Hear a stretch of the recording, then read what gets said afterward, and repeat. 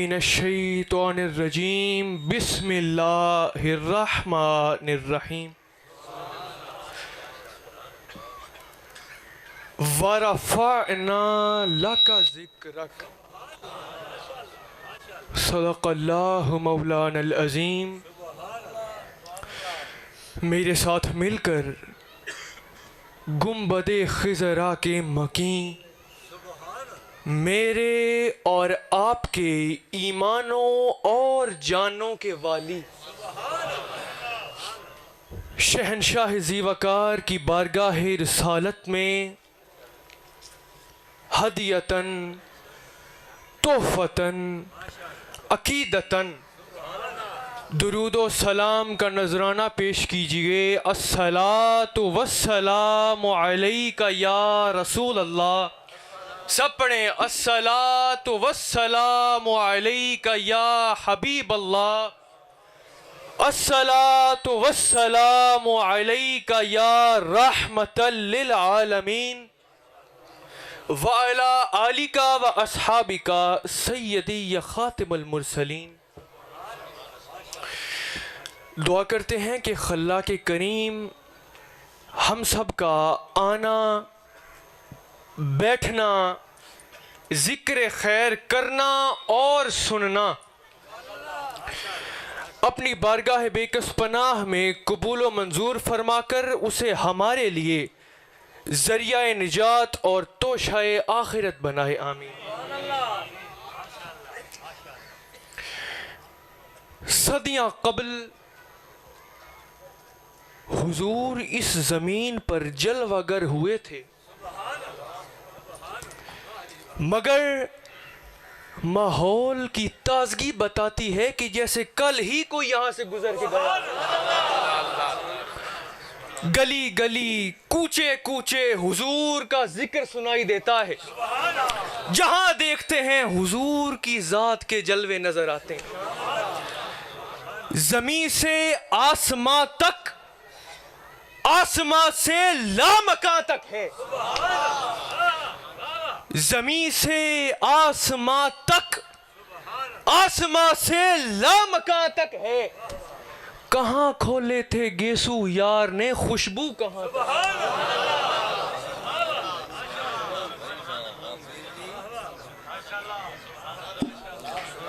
زمین سے آسماں تک، آسماں سے لامکاں تک ہے، زمین سے آسماں تک، آسماں سے لامکاں تک ہے۔ کہاں کھولے تھے گیسو یار نے، خوشبو کہاں تک ہے؟ سامعین، آج کا ہمارا موضوع سخن ہے کہ شان مصطفیٰ کیا ہے۔ پہلے تو میری یہ بات ذہن نشین کر لیں کہ حضور کی شان بیان کرنے کا تقاضا یہ ہے کہ اگر کوئی بندہ حضور کی شان کو بیان کرنے بیٹھے اور وہ بندہ اپنی پوری عمر حضور کی شان کو بیان کرتا رہے، اور اس کائنات میں جتنے بھی الفاظ موجود ہیں وہ بندہ ان تمام الفاظ کا استعمال حضور کی شان کو بیان کرنے میں کر ڈالے، سوائے اس ایک شرط کے کہ وہ بندہ حضور کو خدا کے ساتھ شریک ٹھہرا دے، سوائے اس ایک شرط کے وہ بندہ چاہے حضور کی شان میں جو کچھ کہتا رہے وہ حضور کی شان کو بڑھا نہیں سکتا۔ شان بڑھانے کا لفظ آپ کے اور میرے جیسے عام لوگوں کے لیے استعمال ہوتا ہے۔ مثال کے طور پر اگر کسی بندے نے میرے بارے میں کوئی ایسی بات کر دی ہے جو میں نہیں ہوں، تو ہم یہ کہہ سکتے ہیں کہ بھئی فلاں بندے نے میری شان کو بڑھا دیا۔ اگر کوئی مرید اپنے پیر کے بارے میں کوئی ایسی بات کر دیتا ہے جو بات، جو خصلت، جو خوبی، جو کمال اس پیر میں موجود نہیں ہے، تو ہم یہ حق بات کہہ سکتے ہیں کہ بھئی فلاں مرید نے اپنے پیر کی شان کو بڑھا دیا۔ مگر یہ تو ہو گیا عام لوگوں کے لیے، لیکن یاد رکھیں کہ اس پوری کائنات میں صرف ایک ذات ایسی ہے کہ جس ذات کی شان کو مخلوقات میں سے کوئی بھی مخلوق بڑھا نہیں سکتی، اور وہ شان مصطفیٰ کریم کی ہے۔ اب سامعین، اس مثال سے شان بڑھانے کی تعریف کیا پتہ چلی کہ شان بڑھانے کا مفہوم کیا ہے؟ کہ کسی ایسے کمال کو کسی ایسی شخصیت کے ساتھ منسوب کر دینا کہ جو کمال اس شخصیت میں سرے سے موجود ہی نہیں ہے، اسے کہتے ہیں شان کو بڑھا دیا۔ مگر یہ بات حضور پر لاگو نہیں آتی۔ کیوں نہیں آتی؟ کیونکہ ہمارا تو یہ عقیدہ ہے اور یہ ایمان ہے کہ اس کائنات کا ہر کمال میرے آقا میں موجود ہے۔ بلکہ میں جملے کو بدل دیتا ہوں، غور کرنا، میں کہنے لگا ہوں کہ ہمارا تو یہ عقیدہ ہے اور یہ ایمان ہے کہ اس کائنات کا ہر کمال کمال کہلاتا ہی تب ہے جب وہ میرے آقا میں پایا جائے۔ تو سامعین، پہلی بات آپ نے سمجھ لی کہ حضور کی شان کو مخلوقات میں سے کوئی بھی مخلوق بڑھا نہیں سکتی۔ اگر آج میں یہاں اسٹیج پر بیٹھ کر حضور کی شان کو بیان کر رہا ہوں تو ظاہر سی بات ہے نا کہ مجھے عطا کردہ علم کے مطابق، مجھے عطا کردہ شعور کے مطابق ہی میں حضور کی شان کو بیان کروں گا نا۔ اور میرا علم، میرا شعور، میرا فہم، میری عقل، میرا مطالعہ، میرا علم، یہ تمام چیزیں محدود ہیں، لا محدود نہیں ہیں۔ اسی طرح آپ تمام کی عقل، آپ تمام کا شعور، آپ تمام کا فہم بھی محدود ہے، لا محدود نہیں ہے۔ تو اگر آج ہم یہاں سارے بیٹھ کر حضور کی شان کو بیان کرتے ہیں تو ظاہر سی بات ہے نا کہ اپنی اپنی عقل کی مقرر کردہ حدود کے اندر رہتے ہوئے ہی ہم حضور کی شان کو بیان کریں گے،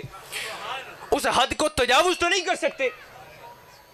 تو آپ لوگ سیانے لوگ بیٹھے ہیں، میں آپ تمام سے ایک سوال کرتا ہوں، آپ مجھے سوال کا دل پر ہاتھ رکھ کر جواب دیں کہ آپ مجھے یہ بتائیں کہ آپ کا کیا خیال ہے کہ کیا وہ لوگ بلا حضور کی شان کو بڑھا سکتے ہیں جو خود محدود ہیں، جن کی عقل محدود ہے، جن کا شعور محدود ہے، جن کا فہم، علم، مطالعہ محدود ہے؟ آپ کا کیا خیال ہے وہ حضور کی شان کو بڑھا سکتے ہیں؟ ہرگز نہیں۔ اگر میں، آپ، بلکہ اس زمین و آسمان میں، اس کائنات میں اللہ کی جتنی بھی مخلوقات ہیں، خواہ وہ جاندار ہوں یا ظاہری طور پر بے جان ہوں، جس میں آسمان کے ستارے، مٹی کے ذرے، درختوں کے پتے، پانی کے قطرے، یہ تمام مخلوقات شامل ہیں، اگر ہم تمام مخلوقات مل کر سال ہا سال حضور کی تعریف بیان کرتے رہے تو ہم تو حضور کی اصل شان کو ہی بیان نہیں کر سکتے، اسے بڑھانا تو بہت آگے کی بات ہے۔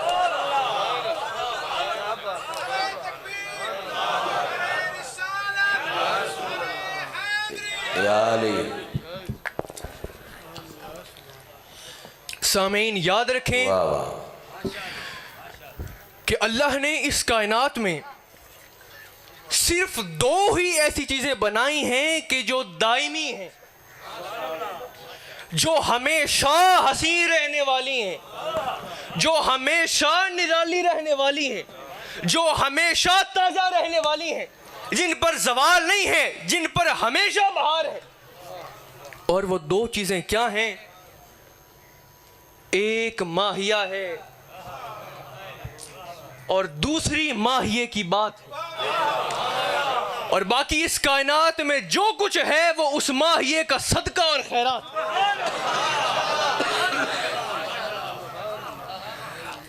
اب میں آپ تمام سے ایک سوال کرتا ہوں، آپ مجھے اس کا جواب دیں کہ آپ کا کیا خیال ہے کہ وہ کون سے لوگ ہوں گے کہ جو حضور کی شان کو امت میں سے سب سے بہتر طور پر سمجھ پائے ہیں؟ کہ جتنی حضور کی شان ان کی عقل میں آ سکی کم یا زیادہ، مگر وہ باقی امت کے مقابلے میں حضور کی شان کو سب سے بہتر طور پر سمجھے۔ وہ کون سے لوگ ہیں؟ وہ صحابہ کرام ہیں کہ جن لوگوں نے حضور کا دیدار ان کی ظاہری حیات مبارکہ میں کیا، اور پھر جتنی حضور کی شان ان کی عقل میں آئی وہ اسی کے مطابق حضور کا ادب کرنے کی کوشش کیا کرتے تھے۔ مثال کے طور پر ایک مرتبہ کیا ہوا کہ انصار گھرانے کا اونٹ بیمار ہو گیا، ہلکان ہو گیا، لوگوں کو کاٹنے کو دوڑنے لگا، تباہی مچا دی، لوگ بڑے پریشان ہوئے، اس مسئلے کا حل نہیں مل رہا تھا۔ تو ایک دن کیا ہوا کہ انصار گھرانے کے سربراہان اکٹھے ہو کر حضور کی بارگاہ میں حاضر ہوئے اور عرض کرتے ہیں کہ آقا ہمارا اونٹ بیمار ہو گیا ہے، حضور اونٹ ہلکان ہو گیا ہے، آقا ہمیں کاٹنے کو دوڑتا ہے، تباہی مچا دی ہے، حضور اس مسئلے کا حل نہیں مل رہا، تو آپ مہربانی فرمائیں آپ ہمارے ساتھ چلیں اور اس مسئلے کا کوئی حل نکالیں۔ تو قربان جاؤں اپنے آقا کی کریمی پر کہ حضور نے یہ نہیں فرمایا کہ صحابہ اونٹ تمہارا بیمار ہوا ہے، تم یہ مسئلہ لے کر میرے پاس آ گئے ہو، یہ تو میرا شعبہ ہی نہیں ہے، میں اس میں تمہاری کیا مدد کروں؟ نہیں، حضور نے یہ نہیں فرمایا، بلکہ حضور اپنے صحابہ کے ہمراہ گئے، اور جب اس جگہ پر پہنچے تو صحابہ کہتے ہیں کہ ہم یہ سارا منظر کھڑے دیکھ رہے تھے کہ جب ہم اس جگہ پر پہنچے تو حضور اس اونٹ کی طرف بڑھ رہے ہیں، تو ہم نے پیچھے سے آواز دی کہ آقا آپ اس اونٹ کے زیادہ قریب نہ جائیں، چونکہ یہ ہلکان ہو گیا ہے، ہمیں خدشہ ہے کہ یہ کہیں آپ کو نقصان نہ پہنچا دے، تو آقا آپ مہربانی فرمائیں آپ اس اونٹ کے زیادہ قریب نہ جائیں۔ صحابہ کہتے ہیں کہ یہ کہنے کی دیر تھی کہ حضور ہم سے مخاطب ہوئے اور فرمانے لگے کہ صحابہ تم پریشان نہ ہو، یہ اونٹ مجھے کچھ نہیں کہے گا، میں جانتا ہوں کہ یہ اونٹ ہے، یہ جانور ہے، اس میں عقل شعور فہم نہیں ہے، اور پھر ہلکان ہو گیا ہے، پاگل ہو گیا ہے۔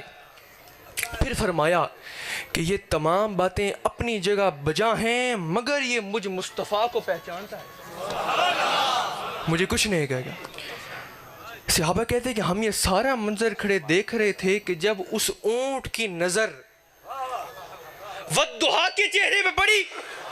تو وہ اونٹ حضور کی طرف دوڑا اور آ کر حضور کے قدموں میں بیٹھ گیا اور آ کر حضور کو سجدہ کر دیا۔ تو حضور نے اس اونٹ کو پیشانی کے بالوں سے پکڑا اور اس کے مالک کے حوالے کر دیا اور کہا کہ جاؤ اسے لے جاؤ، اب یہ تمہیں نقصان نہیں پہنچائے گا۔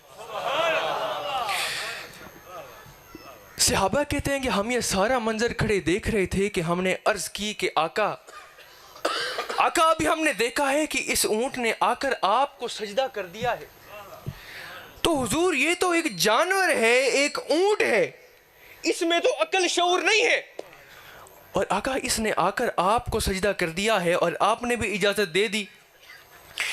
آقا حالانکہ آپ کو سجدہ کرنے کے زیادہ حقدار تو ہم لوگ ہیں، حضور ہم آپ کے اصحاب ہیں، ہم آپ پر ایمان لے کر آئے، عطیات کیے، جہاد کیے، اپنا گھر بار اپنے والدین آپ کی قدموں میں نچھاور کیے، آقا ہم میں تو عقل شعور ہے، تو آقا آپ کو سجدہ کرنے کے زیادہ حقدار ہم لوگ ہیں، حضور آپ ہمیں اجازت دیں کہ ہم آپ کو سجدہ کر دیں۔ سامعین بات کرنے کا مقصد یہ ہے، آپ کو یہ بتانا مقصود ہے کہ صحابہ کے دل حضور کو سجدہ کرنے کے لیے مچلتے تھے، صحابہ موقع ڈھونڈا کرتے تھے کہ کبھی تو حضور اجازت دیں، کبھی تو موقع ملے کہ ہم حضور کو سجدہ کر دیں، یہ تھا صحابہ کی محبت کا مقام، مگر کبھی اجازت نہ ملی، اور حضور نے فرمایا کہ یہ میری شریعت میں حرام ہے کہ بندہ بندے کو سجدہ نہیں کر سکتا۔ اور صحابہ کرام کی اس دل کی کیفیت کو دیکھتے ہوئے کہ کیسے ان کے دل حضور کو سجدہ کرنے کے لیے مچلتے تھے، اس کیفیت کو دیکھتے ہوئے اعلیٰ حضرت نے ایک شعر لکھا. توجہ ہے, سنا دوں. اعلیٰ حضرت کہتے ہیں کہ پیش نظر ہے وہ نو بہار, پیش نظر ہے وہ نو بہار, سجدے کو دل ہے بے قرار. پیش نظر ہے وہ نو بہار, سجدے کو دل ہے بے قرار. روکیے سر کو روکیے, ہاں یہی تو امتحان ہے. اور جب ایک اور موقع پر ایک اور صحابی نے ایک اور اونٹ کو حضور کو سجدہ کرتے دیکھا تو وہ کہنے لگے کہ آقا ہم نے دیکھا ہے آپ کو اونٹ بھی سجدہ کرتے ہیں, آپ کو بکریاں بھی سجدہ کرتی ہیں, آپ کو گائیں بھینسیں, آپ کو گھوڑے بھی سجدہ کرتے ہیں, تو آقا یہ تمام تو جانور ہیں, ان میں تو عقل شعور نہیں ہے, اور آقا یہ آپ کو سجدہ کرتے ہیں تو کیا یہ آپ کو پہچانتے ہیں؟ توجہ ہے, کیا یہ آپ کی شان کو, آپ کی عظمت کو جانتے ہیں کہ آپ کون ہیں؟ تو حضور فرمانے لگے کہ اس پوری کائنات میں چند بدبخت انسانوں اور جنات کے علاوہ, میرے جملے کے وزن کو سمجھے میں کیا کہہ رہا ہوں, اس پوری کائنات میں چند بدبخت انسانوں اور جنات کے علاوہ مجھے رب کائنات کی عزت کی قسم, اللہ کی جتنی مخلوقات موجود ہیں مجھے مصطفیٰ کو جانتی ہیں, میری شان کو پہچانتی.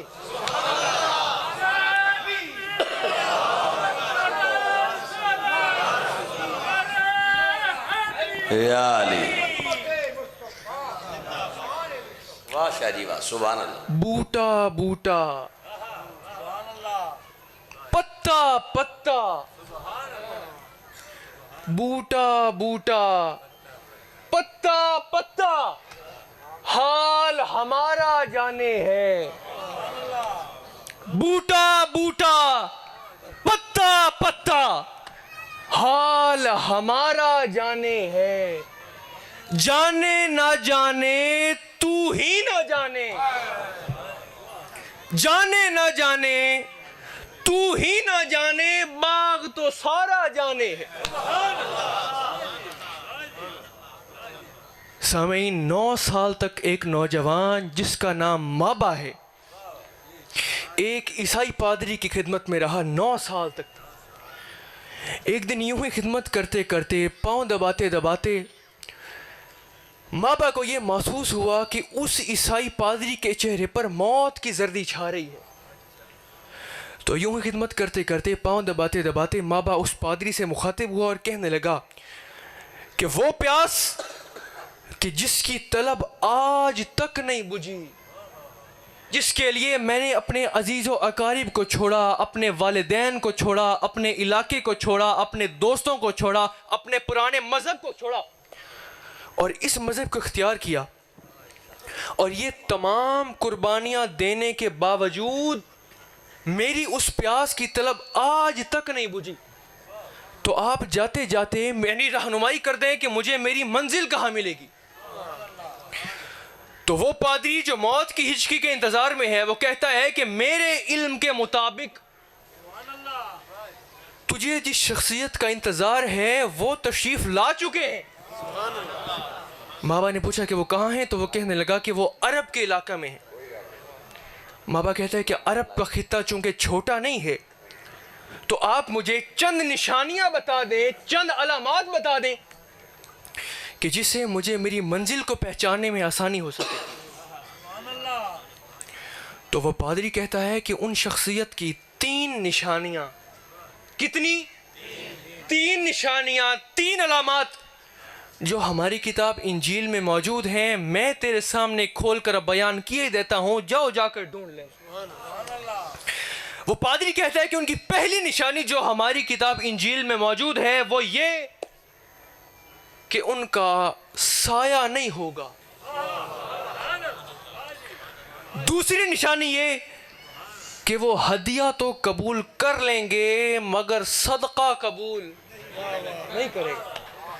تیسری اور آخری نشانی یہ کہ ان کے دونوں کندھوں کے درمیان مہر نبوت ہوگی۔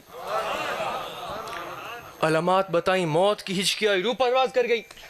اور اب ماں باپ اپنی منزل کی تلاش میں نکلے، اور چونکہ ڈاکوؤں کا دور تھا، رہزنوں کا دور تھا، قزاقیوں کا دور تھا، جنگل کا قانون تھا کہ جو طاقتور تھا وہ کمزور پر ظلم کرتا تھا، لوگوں کو پکڑ کر آگے فروخت کر دیا جاتا تھا۔ لہٰذا جب ماں باپ اپنی منزل کی تلاش میں نکلے تو ماں باپ کو بھی پکڑ لیا گیا اور آگے فروخت کر دیا گیا۔ چلتے چلاتے، بکتے بکاتے ماں باپ آخر کار مدینہ آ پہنچے۔ یہاں ایک یہودی کے غلام ہیں جس نے ان کو ان کے پچھلے مالک سے منہ مانگی رقم میں خریدا تھا، اور چونکہ جسمانی لحاظ سے بڑے طاقتور تھے، خوبصورت تھے، ذہین تھے، قد کاٹ والے تھے، تو شہر سے باہر باغ میں دہاڑی کیا کرتے تھے۔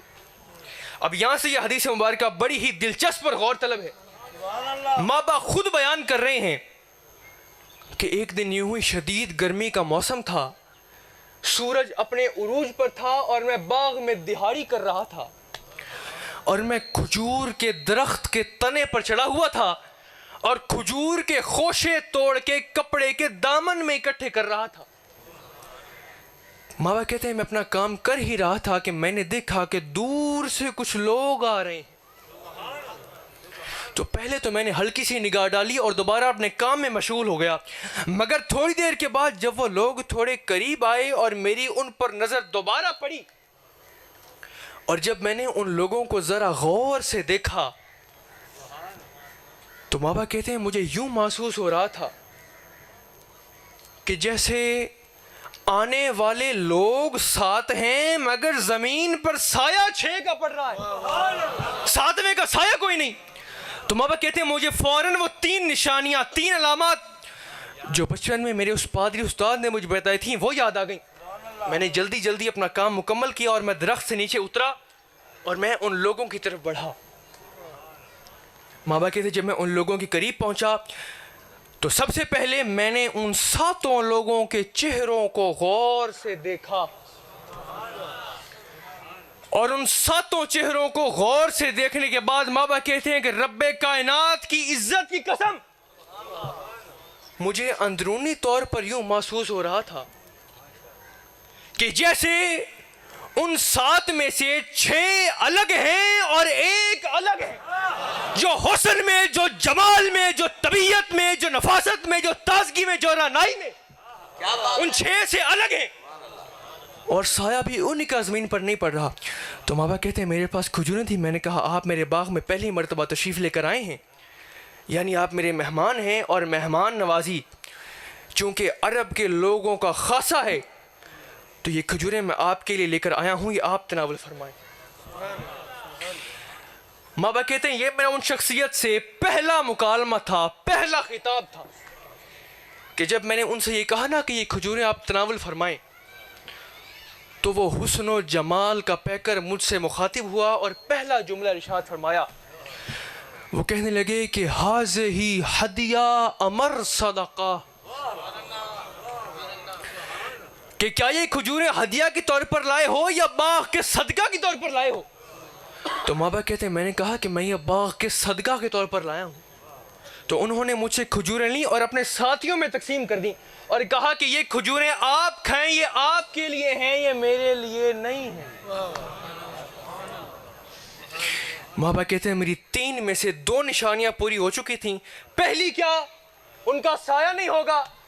دوسری کیا؟ کہ وہ صدقہ قبول نہیں کریں گے۔ اب تیسری اور آخری نشانی رہتی تھی جو کہ تھی مہر نبوت۔ ماں باپ کہتے ہیں میں اس مہر نبوت کی تلاش میں چند روز کے بعد کھجوریں لے کر ان شخصیت کی بارگاہ میں خدمت میں دوبارہ حاضر ہوا، اور میں نے کہا کہ آپ پچھلی مرتبہ میرے باغ میں تشریف لے کر آئے تھے تو میں نے آپ کو کھجوریں دی تھیں، تو وہ آپ نے تناول نہیں فرمائی تھی چونکہ وہ صدقہ تھا، تو آج میں یہ کھجوریں خالصتاً آپ کے لیے لے کر آیا ہوں، یہ ہدیہ ہے، یہ صدقہ نہیں ہے، تو یہ آپ تناول فرمائیں۔ ماں باپ کہتے ہیں انہوں نے مجھ سے کھجوریں لیں اور وہ تناول فرمانے لگے۔ اب غور کرنا، مابا کہتے ہیں جب وہ تناول فرما رہے تھے تو میں اس مہر نبوت کی تلاش میں ان کے گرد گویا یوں چکر کاٹنے لگا جیسے حاجی کعبے کا طواف کرتا ہے۔ مابا کہتے بھی تیسرا چکر مکمل کر کے میں ان کے سامنے آیا ہی تھا کہ میں نے دیکھا کہ اس حسین چہرے پر مسکراہٹ سجی ہوئی ہے جو ان کے حسن کو مزید بڑھا رہی ہے، اور ان کے دندان مبارک موتیوں کی مانی چمک رہے ہیں۔ مابا کہتے ہیں کہ میں تیسرا چکر مکمل کر کے ان کے سامنے آیا ہی تھا کہ انہوں نے اس موقع پر مجھ سے مخاطب ہو کر ایک جملہ ارشاد فرمایا، اور یہ وہ جملہ تھا کہ جس نے میرے دل کی کائنات کو پلٹ دیا۔ مابا کہتے ہیں کہ میں تیسرا چکر مکمل کر کے ان کے سامنے آیا ہی تھا کہ میں نے دیکھا کہ وہ مسکرا رہے ہیں، اور وہ مجھ سے مخاطب ہوئے اور کہنے لگے کہ مابا دو نشانیوں سے تسلی ہو گئی ہو تو ٹھیک ہے، یا اپنی کمر سے کرتا ہٹا دوں؟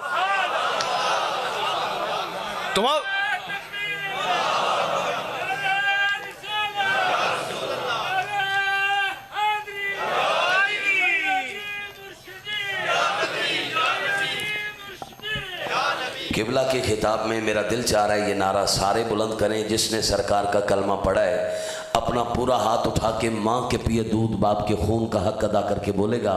جو سید کی زبان سے آپ کے نانا کی شان سن کے بولنا چاہتا ہے وہ بولے گا بڑی شان والے آقا ہمارے، اور اونچا بولو آقا ہمارے،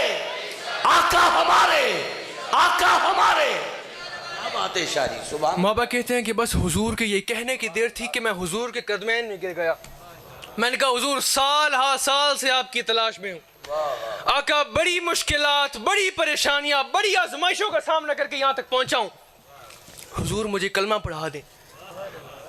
مابا کہتے ہیں حضور نے مجھے کلمہ پڑھایا اور مسلمان کر دیا، اور فرمایا کہ آج سے تمہارا نام مابا نہیں بلکہ سلیمان۔ تو سامعین، اس ساری گفتگو سے، میری ساری تقریر سے پتہ کیا چلا، سبق کیا حاصل ہوا کہ اللہ تعالیٰ، اب غور کرنا، اللہ تعالیٰ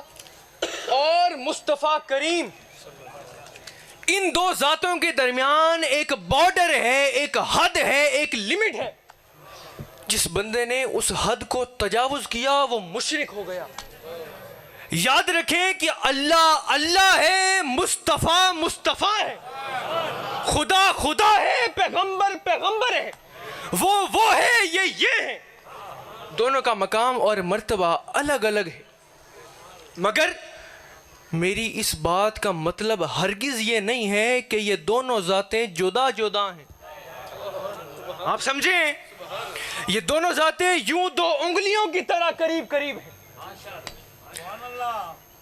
تم ذات خدا سے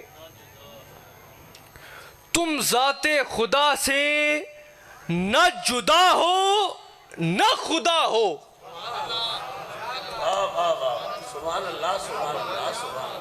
تم ذات خدا سے نہ جدا ہو